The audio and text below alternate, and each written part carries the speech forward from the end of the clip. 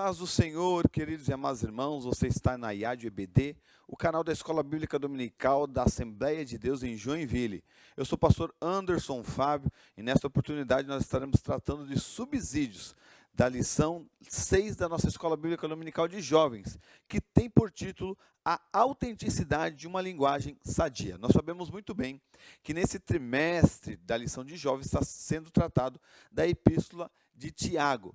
E um dos textos mais conhecidos de Tiago é justamente o texto que fala sobre a língua, sobre domar a língua. E nós vamos tratar nesta lição um pouco mais disso. E é importante nós tratarmos dessa lição porque ela abrange toda a nossa vida espiritual, como nós iremos ver.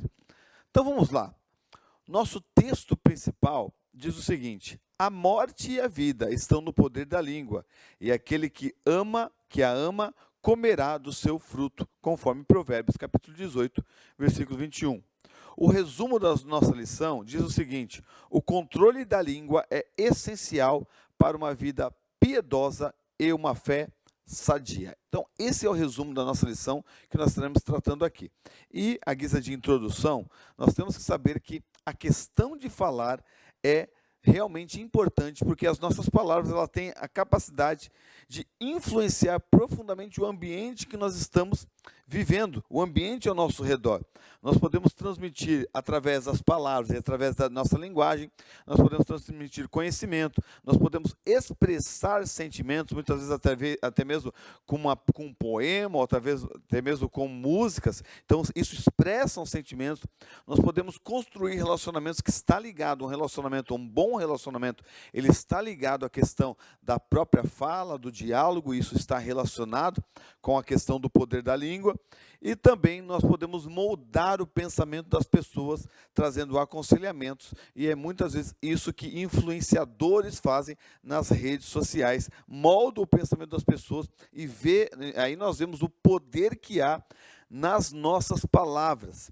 A carta de Tiago ela é um lembrete nesta porção justamente para falar sobre a necessidade de vigilância que nós temos que ter sobre aquilo que nós conversamos, aquilo que nós falamos. Há uma responsabilidade muito grande na nossa vida, porque nós estamos vivendo num mundo em que a comunicação ela é instantânea, ela é rápida, e eu não estou falando aqui somente da nossa fala, mas muitas vezes nós não falamos muito, mas os nossos dedos falam bastante, e é questão do nosso dedo que a comunicação agora, dentro das redes sociais, ela é instantânea. O que se fala aqui, lá no Japão, eles conseguem ler na mesma hora, dentro de toda a tecnologia que nós temos nos dias de hoje.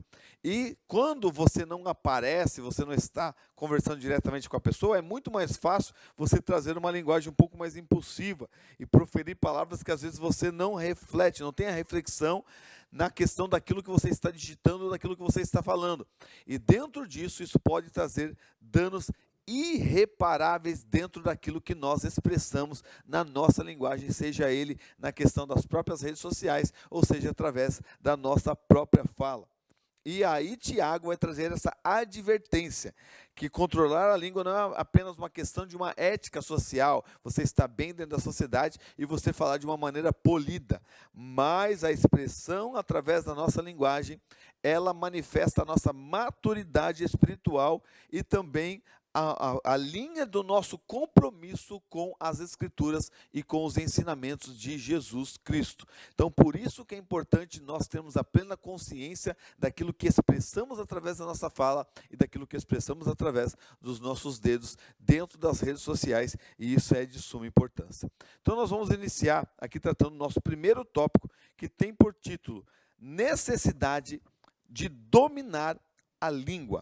O nosso primeiro subtópico diz a responsabilidade dos mestres com o que falam. Isso vai tratar justamente porque o texto de Tiago, baseado no capítulo 3, versículo do 1 ao 12, diz no versículo 1 que muitos de vós não sejam mestres, e justamente fazendo essa conexão ao contexto que vai falar sobre a língua. E os mestres justamente porque eles têm o que falar. Então aqui, a primeira questão que nós vamos tratar, que está dentro da lição, é justamente a responsabilidade de ser mestre. E a questão de ser mestre, o julgamento vai ser muito mais severo, conforme o próprio texto diz no versículo 1. sabendo que receberemos mais duro juízo, diz o texto. Então, nós sabemos que ser mestre, ter essa questão de você ensinar, você está, como eu estou aqui, ensinando, e você na sua sala de escola bíblica dominical está ensinando, isso é ser mestre, exercer a função do mestre, ela tem uma responsabilidade muito maior, porque nós buscamos conhecimento e somos mais aprofundados do que as pessoas que nos ouvem. Aquele que nos ouve, eles vão reter parte do conhecimento que nós adquirimos dentro daquilo que nós estudamos para lecionar. E por isso que o julgamento para quem é mestre, ele vai ser muito mais duro. Muitos cristãos, no início da sua caminhada cristã, olham para os mestres, olham para os professores e desejam ser, e muitas vezes assumem a responsabilidade de mestre antes do tempo e antes de estarem preparados para isso. Essas pessoas que fazem isso, elas estão buscando um julgamento muito mais severo para elas, e por isso elas têm que ter consciência disso, e por isso que nem todos podem ser mestres, porque é uma responsabilidade muito grande. E dentro desse parâmetro, a palavra mestre, e isso aqui é importante, preste atenção você professor, no nossa lição diz que a palavra mestre vem da palavra grega kyrios ou kurios, porque o y ele pode ser traduzido também como u, porém essa parte ela está errada dentro da nossa própria lição. A palavra mestre, dentro do contexto de Tiago, que diz ali, meus irmãos, muitos de vós não sejam mestres, o termo mestre, no grego ali, nesse texto, é didaskalos, que fala sobre a questão de ensinador. O próprio autor da lição, ele vai trazer no livro de apoio o termo correto. Então, eu acho que houve uma confusão quando for passar para a lição da Escola Bíblica Dominical. Mas é importante eu repetir aqui que o termo mestre no grego é didaskalos.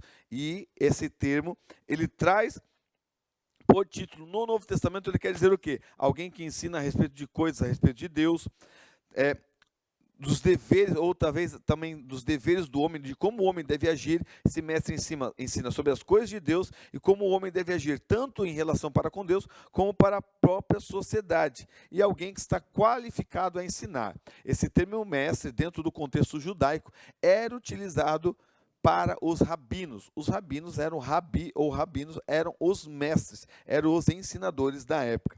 E os mestres, como eles são os ensinadores, são eles que influenciam as pessoas, influenciam os seus ouvintes. Por isso que tem essa ligação com o mestre, com aquilo que fala, porque o mestre ele também tem que cuidar com aquilo que ele fala, justamente porque as suas palavras, elas poderão influenciar os seus discípulos a caminharem tanto para um caminho correto e bíblico, como para um caminho incorreto e não bíblico. Então, nós temos que tomar cuidado com aquilo que nós falamos, mesmo a questão dos próprios mestres, porque os mestres conduzem aqueles que estão o ouvindo. Então, tem essa total ligação. Nosso segundo subtópico diz o poder da língua. E aqui ele vai tratar justamente do versículo 2. E é interessante porque no versículo 2 diz, porque todos tropeçamos em muitas coisas. E quando ele utiliza todos tropeçamos, se nós fôssemos colocar ali o pronome, seria todos nós tropeçamos. Então, justamente o pronome vai colocar como nós, e aqui Tiago, de maneira humilde, ele está se incluindo nas pessoas que também tropeçam. Então aqui é importante ver essa questão que o próprio Tiago está se incluindo. Mas ele vai dizer que todos os instrutores, inclusive ele mesmo, tem falhas por causa das inclinações pecaminosas e das imperfeições. Ele está falando todos nós tropeçamos. Por quê? Porque todos nós somos imperfeitos.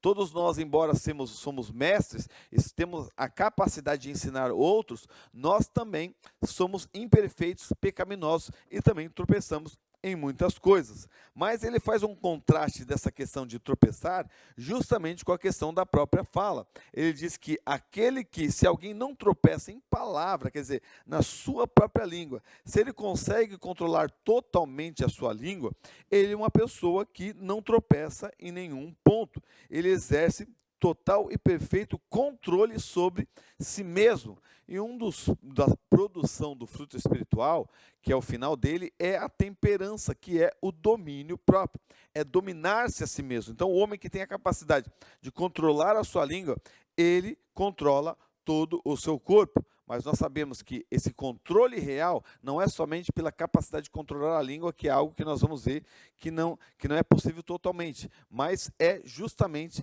o controle total é a capacidade da entrega que nós temos em Deus, e capacitados pelo Espírito, nós podemos produzir o fruto espiritual para termos controles dentro das situações que nós estivermos passando, demonstrando assim a nossa maturidade em Cristo e não vivendo como uma criança, um bebê na fé, que qualquer coisa reclama, qualquer coisa não está contente, qualquer coisa erra, qualquer coisa toma uma decisão errada ou segue um caminho errado, distanciando da Escritura. Mas fala sobre maturidade e daquilo que é infantil dentro da questão espiritual, e isso só pode ser produzido pela manifestação do Espírito Santo na nossa vida.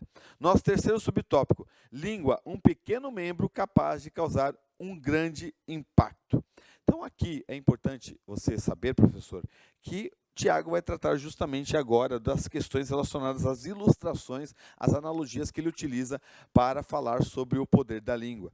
Então, primeiro ele usa o poder de dirigir, falando do leme. Depois ele fala sobre a própria questão do freio ali, que é o poder de controle, justamente ele fala do freio, depois do poder de dirigir e depois de como destrói isso, falando sobre a língua como fogo. Mas nós vamos tratar aqui, em primeiro lugar, sobre o poder de dirigir, que é o freio e o leme. O freio e o leme são justamente a capacidade de dirigir. O freio, ele puxa e breca, e o leme, ele direciona. Então, tanto o freio quanto o leme, eles estão direcionados no poder de dirigir. O leme é a parte do navio que guia o navio em meio aos oceanos, aos mares, e nós vemos aqueles grandiosos navios, cruzeiros, e eles são direcionados por lemes, que às vezes o tamanho do leme não se comparado ao tamanho da embarcação, é uma peça pequena, mas essa peça pequena, ela é capaz de direcionar toda uma embarcação grande, e é sobre isso que Tiago está falando. Ele está falando que a nossa língua, ela tem a capacidade de nos guiar, de nos controlar, de nos dirigir naquilo que nós estamos vivendo. Por quê? Porque a língua fala daquilo que a nossa mente está ligada. E se a nossa mente está ligada com as coisas do céu, a nossa língua vai falar coisa boa, e isso vai demonstrar que nós estamos sendo guiados pelo caminho verdadeiro. Então, o leme, mesmo que haja uma tempestade, ventos fortes, querendo levar o barco para a esquerda, se o leme estiver conduzindo para a direita, o leme vai levar o barco para a direita, porque a embarcação vai ser guiada pelo leme. E justamente a nossa vida, ela é guiada pelas palavras que nós estamos proferindo, porque a Bíblia diz que a boca fala do que o coração está cheio. Se a nossa boca está expressando coisas ruins, é porque o nosso coração está cheio de coisas ruins. E se o nosso coração está cheio de coisas ruins, é porque nós estamos sendo guiados de maneira errada. Então, a nossa boca, ela vai expressar justamente isso. E também fala da questão do freio, do controle que nós devemos ter em relação à nossa própria fala. Uma palavra inútil, uma história que é questionável, uma meia-verdade, ela é uma mentira deliberada que pode mudar ou destruir a vida de uma pessoa. Aquilo que nós falamos, ela pode tanto trazer destruição, como pode trazer bênção. A palavra certa, motivada, instruída pelo próprio Espírito Santo, ela traz uma construção para a alma, ela pode salvar uma alma do inferno, tanto que a pregação da palavra é a expressão através da linguagem, e a pregação da palavra pode tirar uma alma do inferno, porque é a palavra certa dita para que a pessoa seja salva. Então, o evangelho justamente é uma expressão daquilo que é certo. Então, nós temos que ver que nós temos que cuidar da nossa língua justamente porque ela pode nos dirigir e também nos controlar. Mas se nós estivermos cheios do Espírito Santo e colocarmos o controle da nossa vida na pessoa bendita do Senhor Jesus Cristo e na pessoa bendita do Espírito Santo, Ele vai ser o piloto da nossa vida. E tanto nós teremos o freio para nós não falarmos aquilo que não devemos e no momento que não deve ser falado, tanto como o leme que controla as nossas palavras e controla também toda a nossa vida. Então essas são as expressões de analogias que o texto está falando. Nosso segundo tópico diz os perigos de uma língua descontrolada.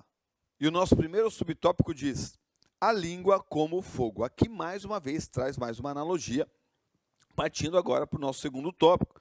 E o primeiro subtópico fala sobre a língua como fogo. Como nós vimos o freio, o leme e a língua, são pequenos ali. O leme é pequeno, o freio ali, o tamanho do cavalo é pequeno. E o fogo também pode ser pequeno, mas são capazes de grandes coisas. como foi falado, o leme é capaz de direcionar uma embarcação gigante. O freio é capaz de controlar um cavalo selvagem, parar este cavalo. E assim também o fogo. Porque o tamanho não determina o poder nem o seu valor. Às vezes você pode pegar um pequeno diamante, uma pequena pedra brilhante. A pedra brilhante ela pode ser muito mais bonita, mas o diamante é o que tem mais valor, independente do tamanho. Então, o tamanho não diz. Como diz a frase, né? Os mais caros perfumes são feitos nos menores frascos. Então, o tamanho, ou a outra ditada, né, diz que tamanho não é documento.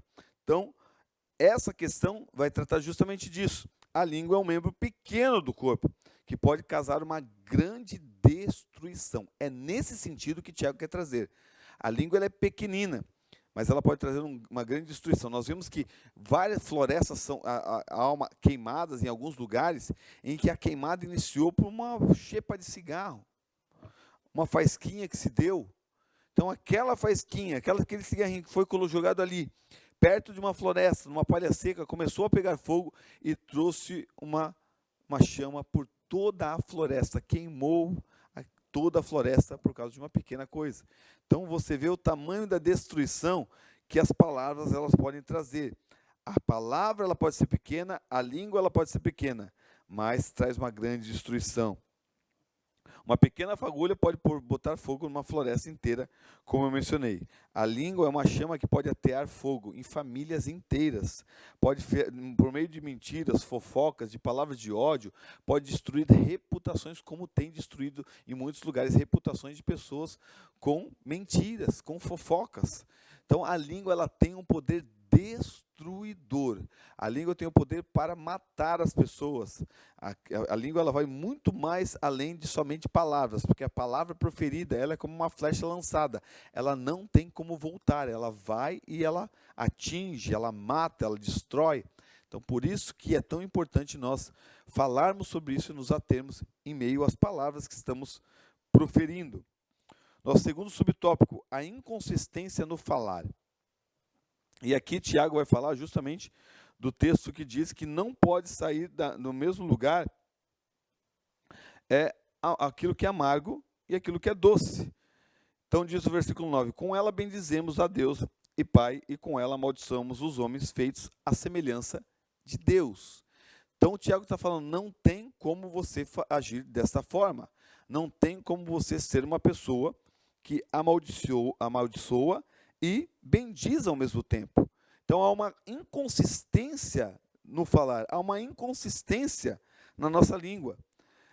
A dualidade mostra a necessidade de nós sermos consistentes com aquilo que falamos e com aquilo que fazemos, com aquilo que agimos. Isso deve ter algo que harmonize o que nós falamos e o que fazemos. Nós não podemos somente falar, e nós devemos refletir que somos cristãos diante da circunstância em que está sendo tratado aquilo ali. Paulo disse assim, Romanos capítulo 12, versículo 14, 17 ao 21, eu vou trazer algumas partes. Diz assim, persisti em abençoar os que vos perseguem, abençoai e não amaldiçoeis, não retribuais a ninguém mal por mal, não vos vingueis, amados, mas cedei lugar ao furor, pois está escrito, a vingança é minha, eu pagarei de volta, diz o Senhor. Persisti em vencer o mal com o bem. Esse é o papel do cristão. Se as pessoas falam mal de nós não devemos retribuir falando mal também, amaldiçoando. Nós não devemos usar a nossa boca para amaldiçoar as pessoas. A nossa boca deve ser utilizada para abençoar as pessoas. E é isso que é a inconsistência no nosso falar. Porque se nós somos cristãos, a nossa boca deve ser utilizada para abençoar, para orar, para lançar bênçãos sobre a vida das pessoas. Embora no Antigo Testamento há muitos textos que mostram os profetas amaldiçoando nações, aqueles profetas que amaldiçoaram estavam sob a inspiração divina. E se nós não estamos sob a inspiração divina e não recebemos algo diretamente de Deus como inspiração para amaldiçoar alguém, nós não devemos amaldiçoar ninguém. Porque quando nós amaldiçoamos os homens e queremos bendizer a Deus, quando nós estamos bendizendo a Deus, nós estamos sendo hipócritas, porque nós não podemos tratar dessa dualidade, desse contraste, que é a inconsistência naquilo que nós estamos falando. João vai dizer em 1 João capítulo 4, versículo 20, se alguém fizer a declaração, eu amo a Deus, e ainda assim odiar o seu irmão, é mentiroso. Pois quem não ama seu irmão a quem tem visto, não pode estar amando a Deus a quem não tem visto. Como é que nós vamos dizer que amamos a Deus se nós amaldiçoamos o nosso irmão com palavras? Entende? Então é esse contraste que Tiago está querendo trazer aqui, da inconsistência daquilo que nós falamos. Vamos à igreja, levantamos a mão, dizemos, Senhor, eu te amo, eu entrego minha vida a ti, eu estou consagrado a ti, mas chega em casa, amaldiçoa o pastor, amaldiçoa o irmão, amaldiçoa o líder, amaldiçoa as pessoas, amaldiçoa meu tio, até pessoas que não são crentes. Não devemos amaldiçoar ninguém. Aqui Paulo diz, como nós lemos, nós temos que abençoar até que as pessoas que nos perseguem. Temos que abençoar as pessoas que nos odeiam, porque esse é o papel do cristão. Essa é a linguagem correta, que não pode ter inconsistência. Nosso terceiro tópico, a incapacidade de domar a língua. E aqui é justamente o contraste que o próprio Tiago vai trazer, que é interessante, que o homem, ele tem a capacidade de domar vários animais selvagens. Nós vemos em circos o homem dominar o leão, dominar o tigre, dominar o elefante, até animais enormes. Então o homem tem essa capacidade que faz jus justamente ao que Gênesis diz, que o homem teria domínio sobre os animais da terra. Hoje não de uma forma plena por causa do pecado, mas o homem tem essa capacidade de domar animais. Porém, o homem não consegue ter o domínio sobre a sua própria língua. Embora a humanidade consiga submeter animais selvagens sob o seu poderio, o homem é incapaz de domar a língua. E diz que, aí o texto vai dizer que é um mal que não se pode frear. É um mal que não se pode frear. E a palavra mal, até o texto aqui da nossa lição vai trazer, que o termo mal vem do termo grego kakos, e eu trouxe outras traduções aqui. A tradução pelo dicionário Strong diz, a palavra kakos, que é o mal, diz, de uma natureza perversa, não como deveria ser, no modo de pensar e agir, é aquilo que é baixo, errado, perverso, e a palavra mal também pode ser traduzida como desagradável, injurioso, pernicioso, destrutivo e venenoso. É o que causa mal, é o que traz enfermidade, é o que traz morte, é o que traz doença, é o que leva para baixo, é o que faz a pessoa não ser construída, mas destruída, é o que leva cada vez mais a pessoa para caminhos tortuosos. Esta é a palavra que nós não podemos ter, que é justamente, se não dominarmos a língua em vigilância e pelo poder do Espírito Santo, é o que ela irá produzir, porque é próprio dela pela natureza pecaminosa do homem. Então, é um mal incontido. A palavra não se pode refrear, o termo ali é dizer que é incontido, que não se pode parar. A língua, ela é indisciplinada, ela é irrequieta, ela não consegue parar quieta, ela não fica parada, ela não consegue descansar, ela sempre tem que tratar de alguma coisa, ela sempre tem que vir com a ironia, ela sempre tem que vir como uma chacota, ela sempre tem que tratar de alguma coisa, sempre tem que dar a sua opinião. Por isso que o Provérbios diz que o tolo, até quando está calado, ele se faz de sábio. Então, quando o tolo ele está calado, ninguém sabe que ele é tolo, porque ele não está falando nada, porque as palavras, elas expressam se nós somos sábios ou somos tolos. E a língua, ela não consegue ficar quieta em nenhum momento. Os animais, você consegue domá-los e deixar eles quietos, mas a língua não conseguimos fazer. Visto que ninguém pode totalmente impedir que a língua faça coisas más, requer a mais diligente atenção, a vigilância e esforço da parte dos instrutores, dos mestres e da parte de nós, de todos nós, que cada cristão tem que vigiar, tomar e tentar dominar cada vez mais, cuidar com aquilo que fala, porque a língua, ela tem um veneno que pode destruir e arruinar pessoas completamente. Então nós temos que cuidar dessas questões. Por causa do enorme dano que a língua pode trazer, ela pode ser um instrumento perigoso. E o termo vai dizer, cheio de veneno mortífero. É o bote que a serpente dá, vai ali e é rápido. E a palavra ali é rápida, mas o veneno pode trazer destruição, pode trazer enfermidades.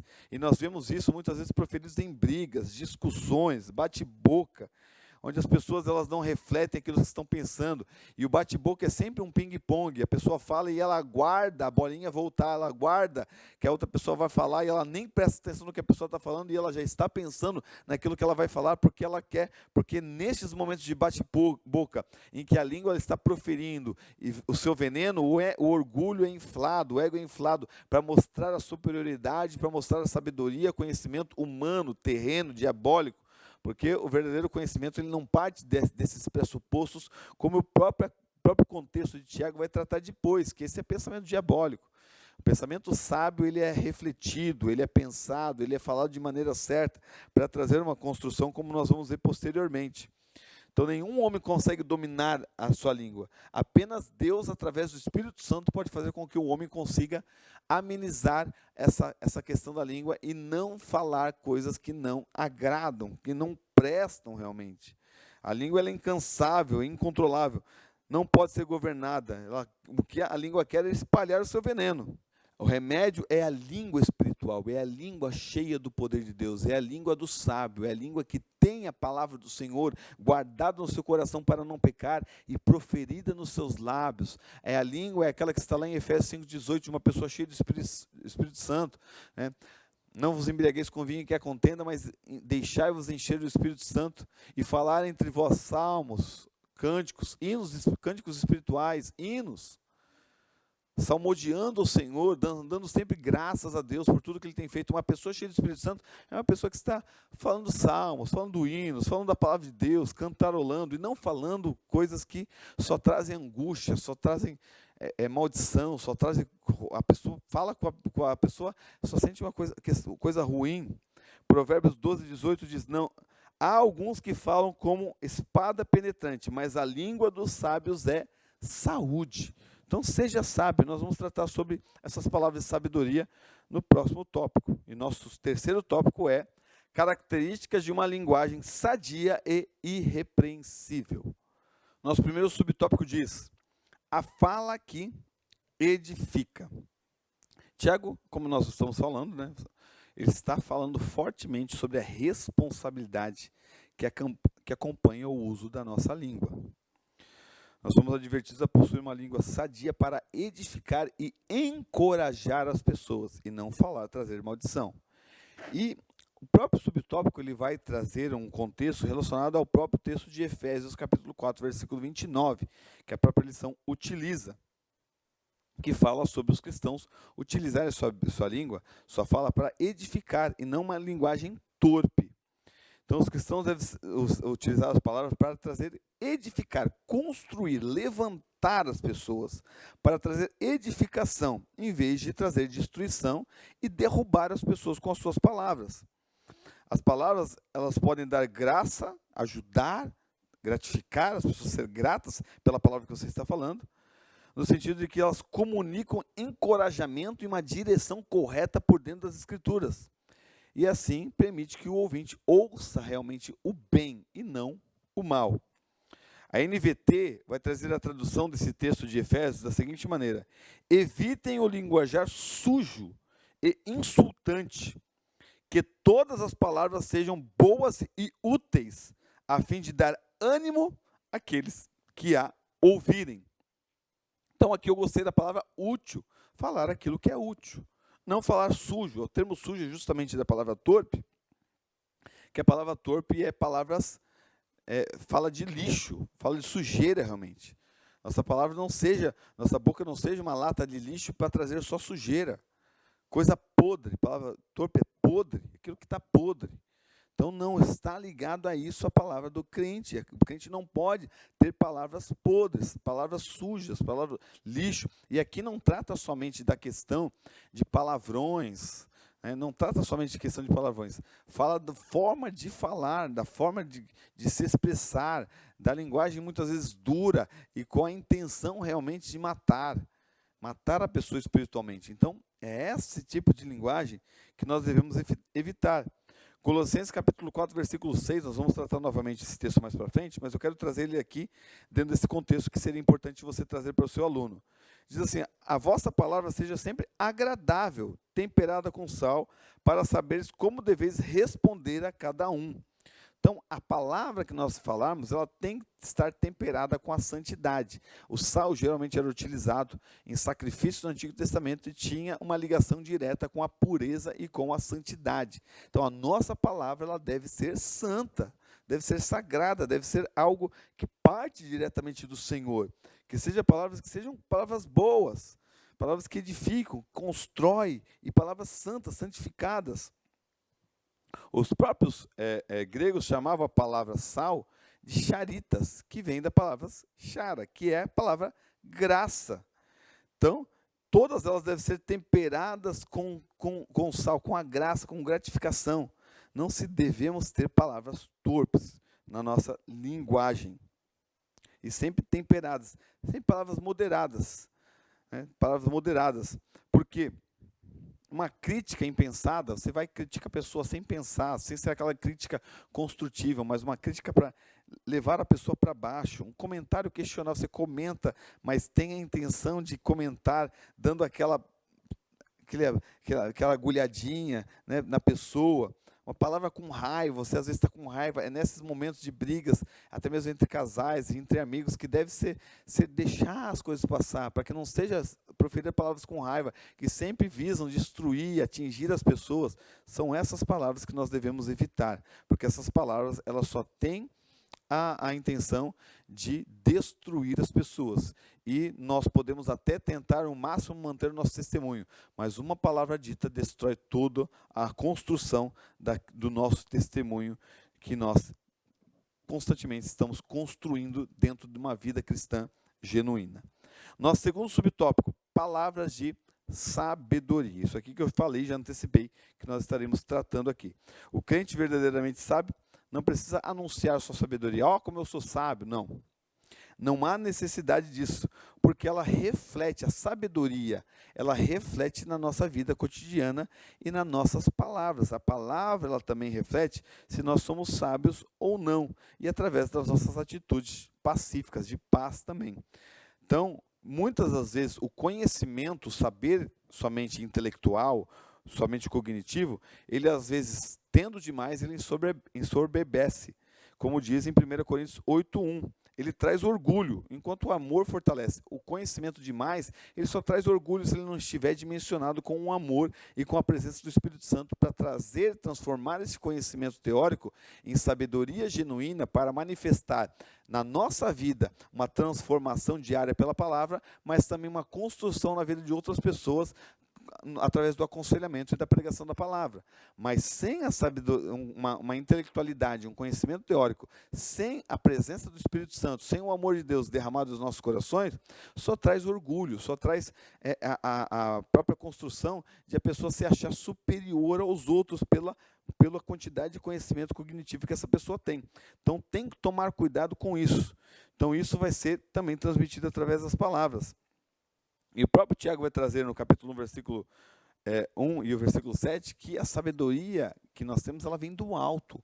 A sabedoria, ela não é terrena. Nós podemos até, e é importante nós estudarmos, nós nos esforçarmos, temos o conhecimento teórico aqui, mas a sabedoria divina, ela vem do céu, ela vem lá de cima. Ela é uma sabedoria manifestada e capacitada pela presença bendita do Espírito Santo na nossa vida. A sabedoria deste mundo, ela é humana, ela é carnal e ela é diabólica. É isso que Tiago vai tratar. Mas o que buscamos aqui para a nossa fala é uma fala que demonstra uma sabedoria que vem do alto, que vem do Espírito Santo, e não uma sabedoria inventada na mente humana. né? Essa sabedoria ela deve ser demonstrada nas conversas diárias, no conviver diário, nas palavras que nós falamos, na maneira que falamos, no momento que falamos, se falamos no momento correto, e que são palavras que visam não demonstrar conhecimento, sabedoria, mostrar superioridade, mas visam construir e ajudar e fortalecer a vida dos nossos irmãos e da igreja. Então, esse é o propósito de uma vida sábia pela palavra. E é importante, como eu falei, busque conhecimento, se fortaleça, faça faculdade, mestrado, doutorado, pós-doutorado e continue crescendo cada vez mais em conhecimento, mas transforme isso através de uma vida de oração, de comunhão e de graça, através de algo que venha construir e fortalecer a igreja, ser útil à igreja, porque se a nossa teologia ela não é útil à igreja, ela não é útil para nada, ela não serve para nada. Então é isso que é importante dentro daquilo que nós falamos e conhecemos, através das nossas palavras, sempre tratando de palavras que venham construir. Porque a sabedoria divina, além dela tratar de palavras, ela é prática, ela vai demonstrar na nossa vida, de como nós estamos agindo mediante as pessoas, como é a forma de agir mediante o conhecimento que eu tenho. Eu estou fazendo uma faculdade, estou já terminando a faculdade, estou fazendo mestrado.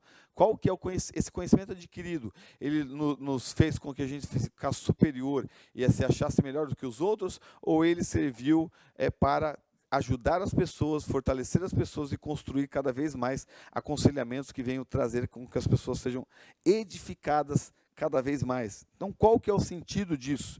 Então, isso é importante nós tratarmos aqui da palavra de sabedoria. E o nosso último subtópico, reflexo da fé em Cristo. Esse aqui vai tratar da palavra e da fé em Cristo. E a nossa fala tem que ser o reflexo da nossa fé. Se nós somos cristãos, nós nascemos de novo. O que falamos reflete quem nós somos. Não tem como eu dizer que eu sou cristão, mas a minha fala não demonstrar isso. Pedro era cristão, né, e Pedro fazia parte de uma região que estava seguindo Jesus, e quando Jesus foi preso, ele quis negar que conhecia Jesus, e o pessoal falou, a tua fala te condena. Você é galileu, você estava seguindo ele, eu te conheço. E a nossa fala, ela deve nos condenar a sermos cristãos. Que se fôssemos julgados para irmos à morte por sermos cristãos, que a nossa fala expressaria essa condenação e com muito orgulho nós iríamos à morte por amor a Cristo Jesus, através daquilo que falamos, que proferimos. Então, a sua fala, pergunta para o seu aluno, a sua fala, ela tem absolvido você de ser cristão ou ela tem condenado você a ser um cristão? Então, condenado no sentido de que se você fosse julgado para ir para a morte por ser cristão, você seria absolvido pela sua fala ou você seria condenado? Porque a sua fala expressaria exatamente que você é um cristão genuíno. É algo para se pensar. Então, a nossa fala, ela deve ser reflexo da nossa vida cheia de graça e de verdade na presença bendita do Senhor Jesus Cristo. Mais uma vez aqui, eu coloco aqui, Colossenses capítulo 4, versículo 6, agora na versão da NVI, que diz que suas conversas sejam amistosas e agradáveis, a fim de que tenham a resposta certa para cada pessoa. O interessante desse texto de Colossenses é que, na tradução, muitas das vezes existem palavras que não estão no texto, mas elas são acrescentadas para dar sentido ao texto, porque o literal não faria sentido dentro da nossa linguagem no português. Mas a tradução literal seria assim: a vossa palavra sempre em caris, sempre em graça. Vossa palavra sempre em graça. Por quê? Porque o verbo seja, ele foi acrescentado. O verbo seja, ele não está no original, mas ele foi acrescentado para dar sentido, porque não há sentido para nós dizer a vossa palavra sempre em caris, a vossa palavra sempre em graça, a vossa palavra sempre, e não tem como nós traduzirmos, não há uma expressão equivalente no nosso idioma para traduzir isso. Mas nós poderíamos parafrasear aqui, para dar um sentido mais aproximado do texto de Colossenses 4, 6, que diz: sua palavra demonstra o jeito amável e encantador que é concedido pela graça. Quer dizer, as nossas palavras devem demonstrar a graça que nos alcançou.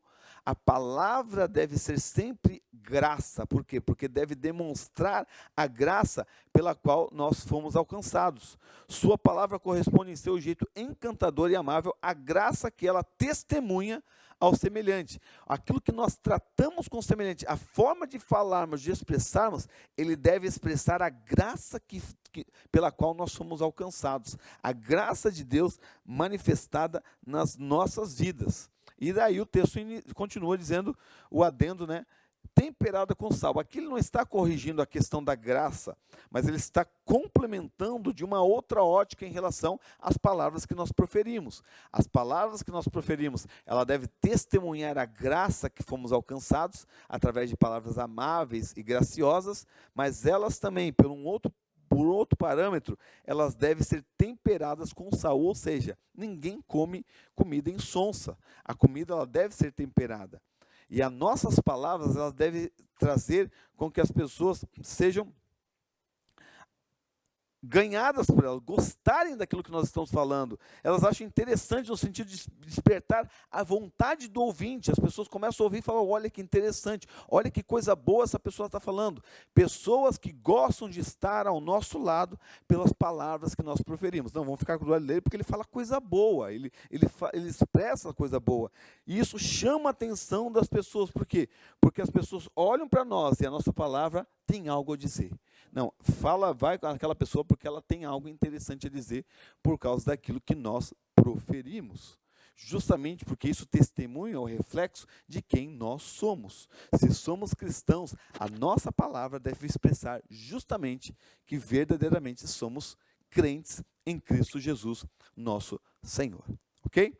Então essa foi a nossa lição, espero que você tenha uma excelente aula, e se você chegou até aqui, curta o nosso canal, né, faça um comentário ali para nos ajudar cada vez mais. Se houve alguma dúvida naquilo que eu expliquei aqui, coloque ali que nós tentaremos responder da melhor forma, e compartilhe nos canais, compartilhe nos grupos que tem ali da Escola Bíblica Dominical, para que o nosso canal continue crescendo e possa alcançar mais pessoas que possam receber subsídios que venham fortalecer a sua aula de domingo da Escola Bíblica Dominical, tanto de adultos como de jovens, ok? A conclusão do livro de Tiago nos diz assim, nessa lição de Tiago. A carta de Tiago nos adverte sobre o imenso poder da língua e a necessidade de controlá-la para evitar danos à nossa vida e ao próximo. Uma linguagem saudável edifica, é cheia de sabedoria e reflete nossa fé em Cristo. Como cristãos, somos chamados a usar nossas palavras para glorificar a Deus e edificar os outros, demonstrando a autenticidade em nossa fé por meio de uma comunicação verdadeira e amorosa. Ao cultivar uma linguagem irrepreensível, mostramos ao mundo a transformação que Cristo opera em nossas vidas.